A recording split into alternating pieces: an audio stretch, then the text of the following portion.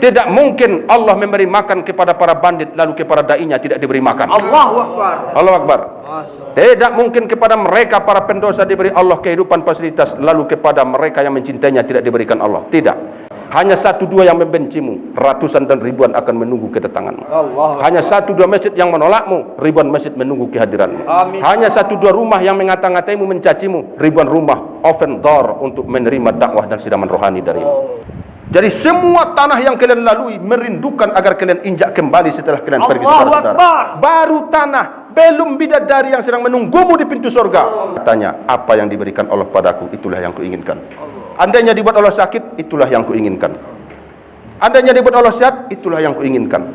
Andainya kau miskin, itulah yang kuinginkan. Apakah kau mengangan-angankan sesuatu keinginanmu? Tidak ada lagi. Warahmatullahi wabarakatuh. Waalaikumsalam warahmatullahi wabarakatuh. Innal hamda wa ni'mata lillah wa sallallahu ala rasulillah wa ala alihi wa sahbihi wa man tabi'a sunnatahu wa mawalah.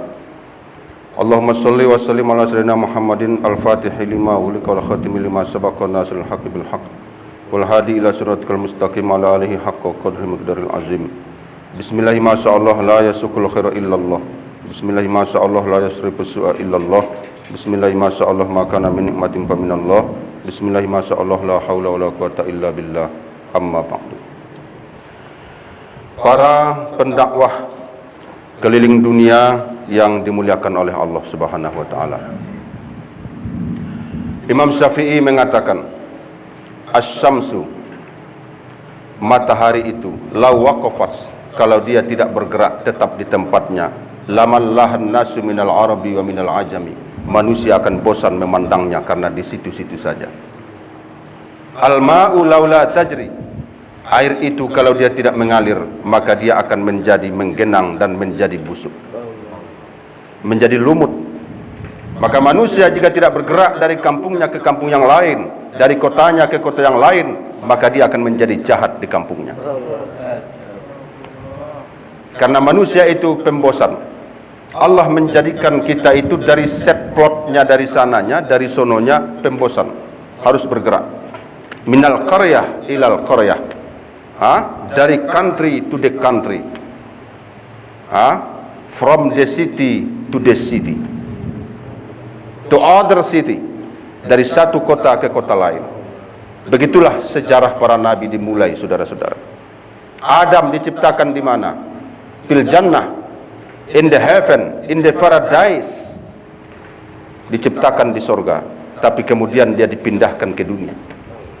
Di dunia di mana dia pertama turun, di sekitar Bukit Himalaya, di sekitar Hindia, Hindustan.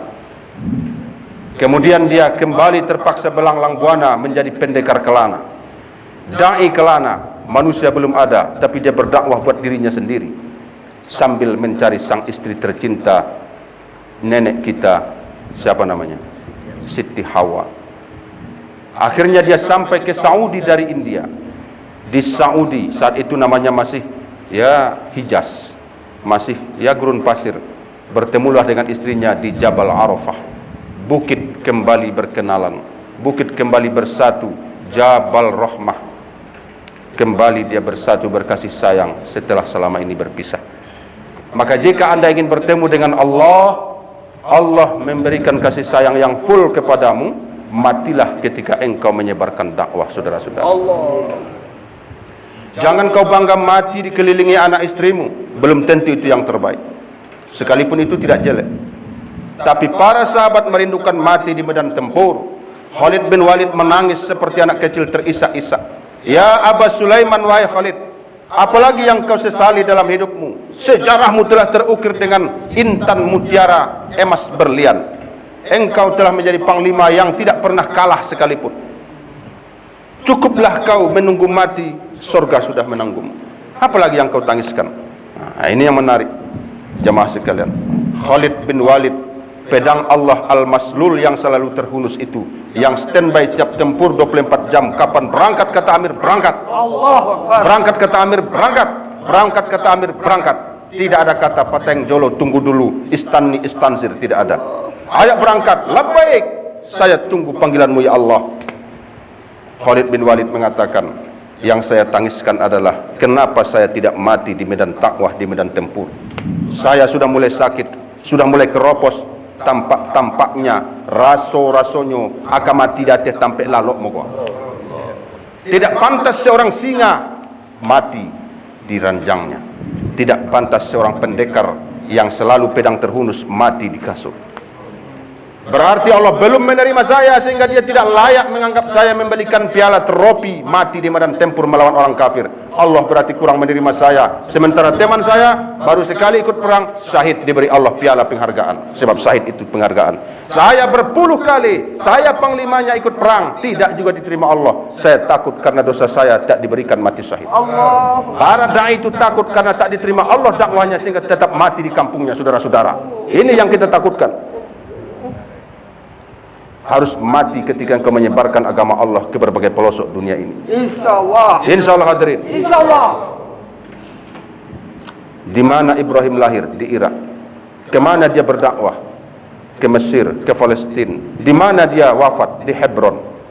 Kemana lagi dia pergi semasa hidupnya? Ke Makkah. Jadi mereka itu ternyata para nabi berpindah-pindah. Nabi Musa di mana?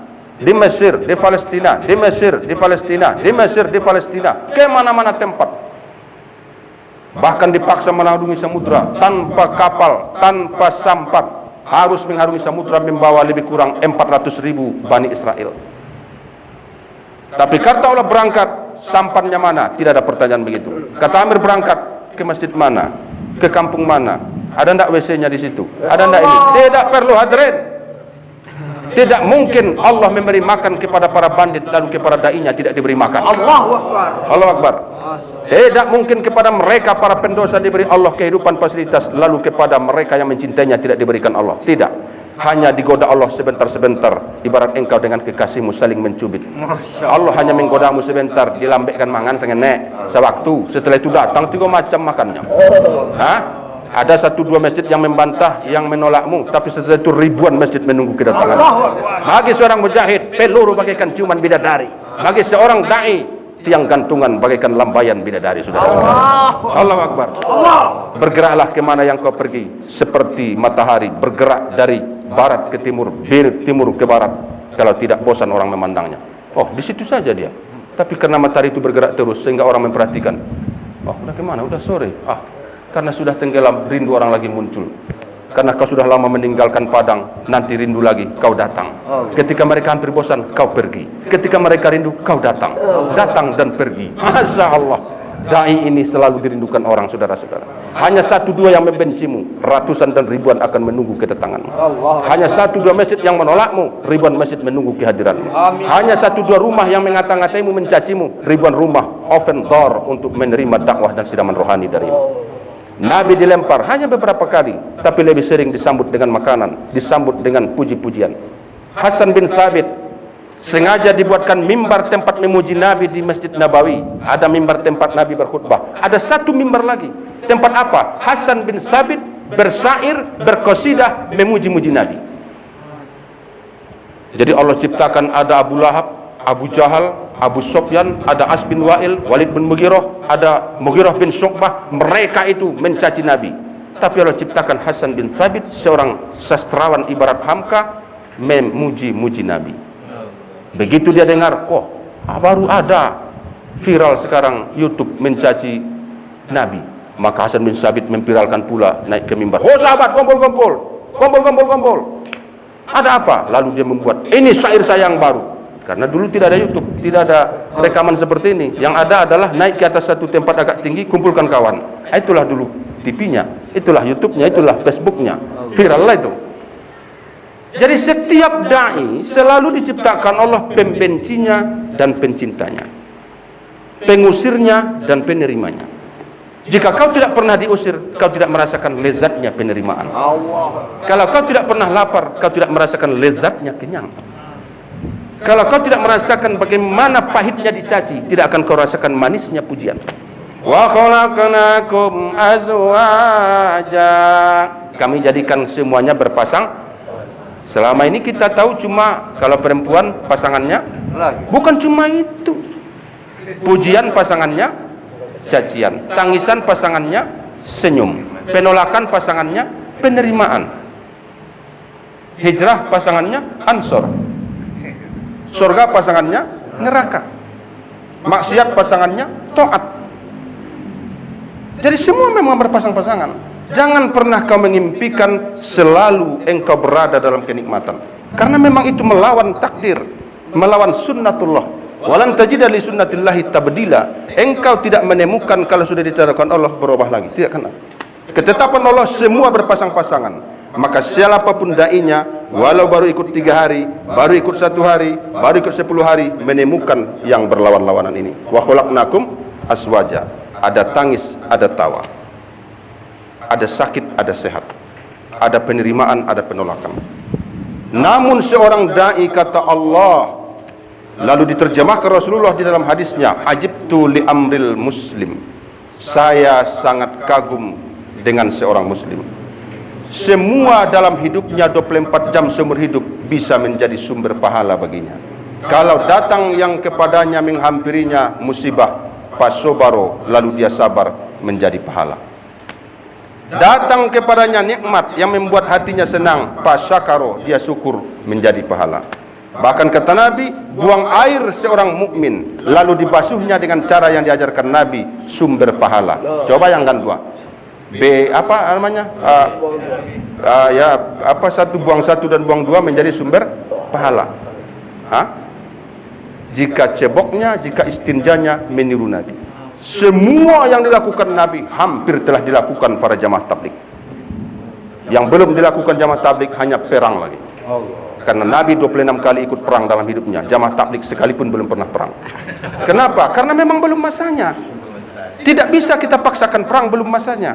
Sebelum masanya, bisul itu meletus mapultak. Jangan pultakkan, jangan letuskan, karena sakitnya luar biasa. Jadi jangan minta-minta perang. Nanti kalau sudah masanya, muncullah zaman itu. Dan ketika itu datang, maka kerajinanmu perang seperti rajinmu menemui orang, door to door, country to the country, negara ke negara. Jangan nanti sekarang kau rajin kemana-mana, lalu datang perang, lalu kau berkurung. Ini namanya anti klimak.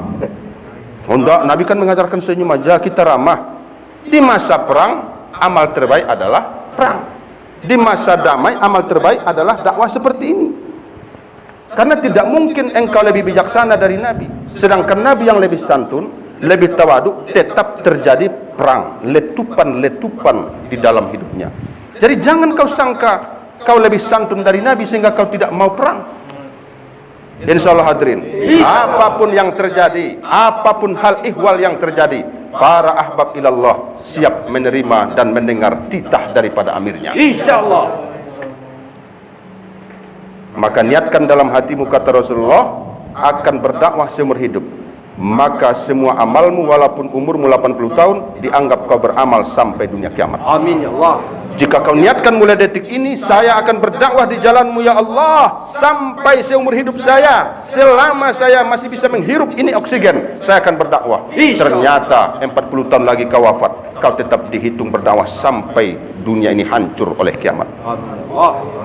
Kata Rasulullah, siapa yang betul-betul bertekad akan mati syahid, rela mati syahid, nyawanya dikorbankan untuk agama, lalu dia betul-betul berniat putus 24 karat 100%, 1000 per 1000. Setelah niatnya putus, ternyata Allah takdirkan dia sakit gula mati, asam urat mati, kecelakaan mati, sakit perut mati. Maka Allah tetap nanti menganggapnya dan mengelompokkannya di gerbong, di barisan orang yang mati syahid karena perang. Amin ya Allah. Lalu orang-orang yang mati syahid karena perang, yang luka-luka itu dengan lukanya, dengan harum darahnya di padang mahsyar, protes, loh ini bersih sekali tubuhnya, tak ada bekas peluru, tak ada bekas cincangan pedang, tak ada bekas tombak panah, tak ada bekas bom. Kenapa dengan kita nih? Ini salah alamat ini. Ini alamat palsu ini. Ini lagu cita-cita ini. Lagu siapa namanya? Hai Ting Ting. Ini alamat palsu, salah alamat. Tidak, kata suara. Tidak. Dia memang sama dengan kalian mati syahid. Wahai, kenapa? Limaza? Tidak ada bukti mati syahid di tubuhnya. Kami ini ada darah, ada luka. Kata suara itu, niatnya telah rela mati syahid, tapi takdir saya mendahului bahwa dia akan mati karena sakit, mati karena kecelakaan, mati karena penyakit. Maka niatnya telah kami terima, kata suara itu. Maka sekarang dia sama dengan kalian mati syahid. Amin. Apa hak kalian, itu hak dia. Apa privilege keistimewaan kalian, itu privilege keistimewaannya. Kalian diberi 72 bidadari, dia juga dapat. Orang mati syahid minimal 72 bidadarinya, bukan main. Lai talok dah 72. Nanti di sorga dikuatkan Allah laki-laki ini, dibuat tingginya 30 meter seperti Adam, 60 hasta 30 meter, dibesarkan kepalamu, dibesarkan tanganmu, dibesarkan semuanya. Lalu diberi tenaga kepadanya 40 orang laki-laki terkuat di dalam dunia ini. Siapa 40 terkuat sedunia ini selama dunia ini ada, maka diberikan kepada kekuatanmu 40 orang itu. Jangankan 72 bidadari, 1 juta bidadari bisa kau selesaikan. Insya Allah hadirin. Insya Allah. Tidak ada ruginya kalau kita berbisnis dengan Allah. Tijaratan lan tabur. Engkau akan mendapat transaksi bisnis yang tidak ada ruginya sedikit pun. Bisnis sawit, bisnis CPO, bisnis apa saja, pasti ada satu saat merugi, ada fluktuasi harga. Tapi ketika engkau berbisnis dengan Allah, melaksanakan mega proyeknya dakwah, mega proyek dakwah, karena para rasulnya dikorbankan ratusan ribu untuk berkorban demi dakwahnya, demi agamanya Islam, maka artinya Allah telah memasukkanmu ke dalam mega proyeknya bernama dakwah.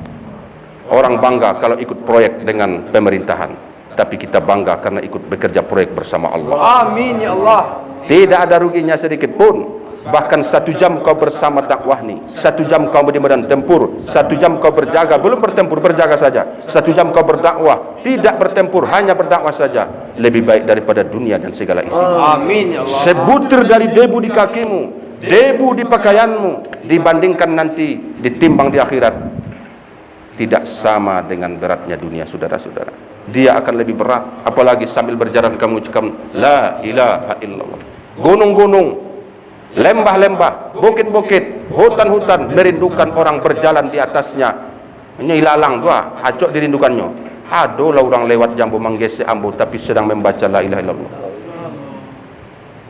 Merindu para tumbuh-tumbuhan itu agar orang lalu menyentuh, menyenggolnya, mereka mengucap Allah, tapi tidak ada ahbab nilai yang datang, saudara-saudara.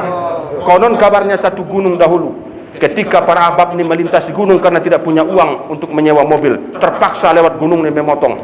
Maka begitu mereka mendaki, mereka dengar suara, sudah lama kami merindukan orang seperti kalian. Dulu di zaman-zaman era sahabatlah kami diinjakkan kaki dengan mengucapkan takbir. Sekarang baru kalian injak sudah sekian ribu tahun. Allah.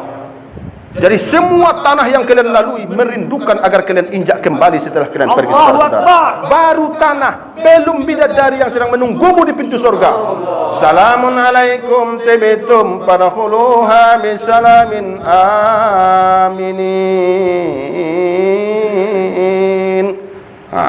Selamat datang, welcome to our paradise, welcome to our heaven.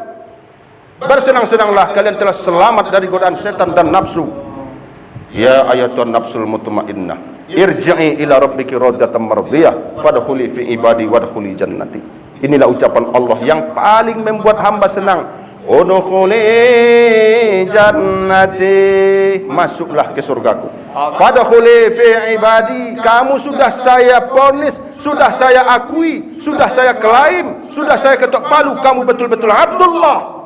Karena itu fadkhuli fi jannati, masuklah ke surgaku. Amin. Masyaallah hadirin, ketika ridha Allah telah kau dapatkan, antara emas dengan tanah sama saja bagimu. Ketika ridha Allah telah kau dapatkan, antara sakit dengan sehat sama saja bagimu. Ditanyalah seorang ahbab, seorang dai, apa yang kau inginkan hari ini? Katanya, apa yang diberikan Allah padaku, itulah yang kuinginkan. Andainya dibuat Allah sakit, itulah yang kuinginkan. Andainya dibuat Allah sehat, itulah yang kuinginkan. Andainya kau miskin, itulah yang kuinginkan. Apakah kau mengangan-angankan sesuatu keinginanmu? Tidak ada lagi, nothing. Inilah makom ridha, makom mahabbat yang telah sampai kepadanya para nabi anbiya, para syuhada dan solihin, para anbiya, para tabi'in, para sahabat dan para ahbab-ahbab. Para masyayikh, para amir kita bisa saja telah sampai kepada itu, sehingga apapun cacian, berjuta orang mencacinya. Benar tidak itu? Benar. Maulana Sa'ad itu berjuta orang mencacinya, bahkan dipidatokan, divideokan, di YouTube-kan. tiada bergeming sedikit pun. Kenapa? Wa ibadur rahman, ada hamba-hamba Allah, alladzina yamshuna alal ardi hauna, mereka berjalan di dunia ini dengan penuh tawaduk, ringan, mudah tawaduk. Wa idza khatabahumul jahiluna qalu salama, siapapun yang mencacinya dia mengucapkan assalamualaikum, ya baik-baik saja, ya semoga anda diampuni, semoga anda diampuni, semoga anda diberi hidayah. Tidak dibalas. Ketika Hasan bin Ali bin Abi Thalib, cucu kesayangan Nabi, yang selalu dicium Nabi leher dan mulutnya, Hasan Husain selalu dicium Nabi leher dan mulutnya, karena Allah telah memberitahu cucuku ini nanti akan Hasan diracun orang, maka diciumnya lah mulutnya. Adapun nanti Husain akan dibunuh orang, dipotong lehernya, maka diciuminya lehernya. Sering diciumi oleh Nabi leher kedua cucunya ini.